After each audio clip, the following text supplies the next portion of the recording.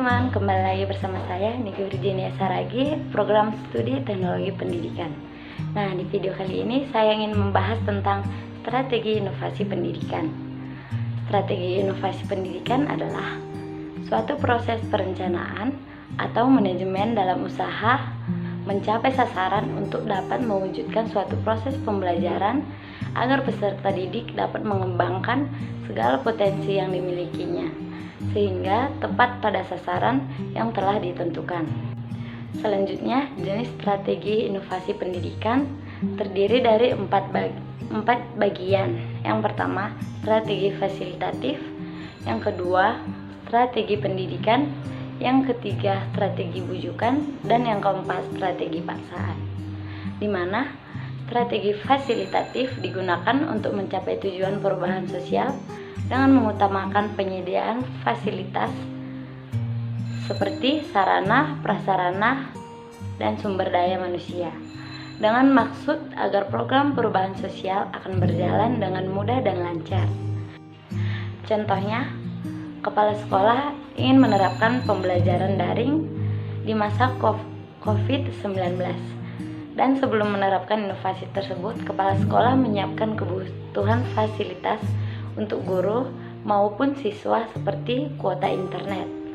Dan yang kedua yaitu strategi pendidikan, digunakan untuk mencapai tujuan perubahan sosial dengan cara menyampaikan fakta yang terjadi dengan maksud orang akan menggunakan atau informasi itu untuk menentukan tindakan yang akan dilakukan.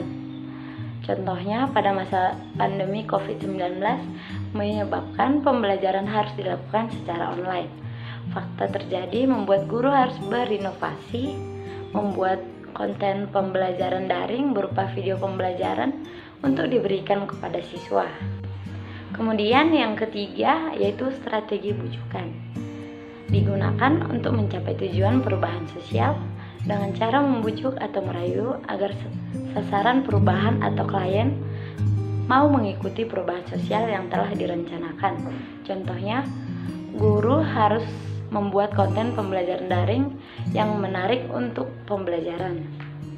Akan tetapi, guru yang senior akan sulit atau susah beradaptasi dengan iptek, sehingga diperlukan guru milenial atau guru muda yang bisa membujuk dengan cara mendampingi agar guru senior tertarik membuat konten pembelajaran yang menarik.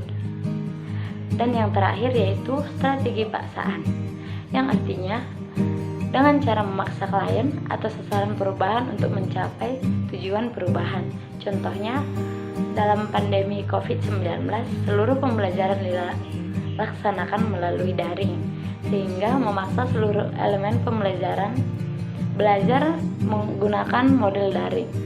Dan yang terakhir yaitu strategi paksaan, yang artinya dengan cara memaksa klien atau sasaran perubahan untuk mencapai tujuan perubahan. Contohnya, dalam masa pandemi COVID-19, seluruh pembelajaran dilaksanakan melalui daring, sehingga memaksa seluruh elemen pendidikan belajar menggunakan model daring tersebut. Selanjutnya, petunjuk penerapan strategi inovasi pendidikan pada suatu sekolah terdiri dari 10 bagian, yaitu yang pertama, buat rumusan yang jelas tentang inovasi yang akan diterapkan. Kemudian yang kedua, gunakan metode atau cara yang memberi kesempatan untuk berpartisipasi secara aktif dalam usaha merubah pribadi maupun sekolah. Yang ketiga, gunakan berbagai macam alternatif pilihan untuk mempermudah penerapan inovasi. Yang keempat, gunakan data atau informasi yang sudah ada untuk bahan pertimbangan dalam menyusun perencanaan dan penerapan inovasi. Kemudian yang kelima, gunakan tambahan data untuk mempermudah fasilitas terjadinya penerapan inovasi. Yang keenam, gunakan kemanfaatan dari pengalaman sekolah atau lembaga lain. Yang ketujuh, buatlah inovasi positif untuk mendapatkan kepercayaan. Kedelapan, menerima suatu inovasi sebagai bagian tanggung jawab pribadi baik kepala sekolah, guru, dan siswa. 9, adanya pengorganisasian kegiatan yang memungkinkan terjadinya kepemimpinan yang efektif.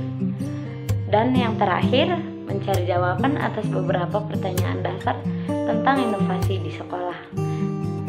Nah, sekian dulu video dari saya, semoga bermanfaat. Bye-bye.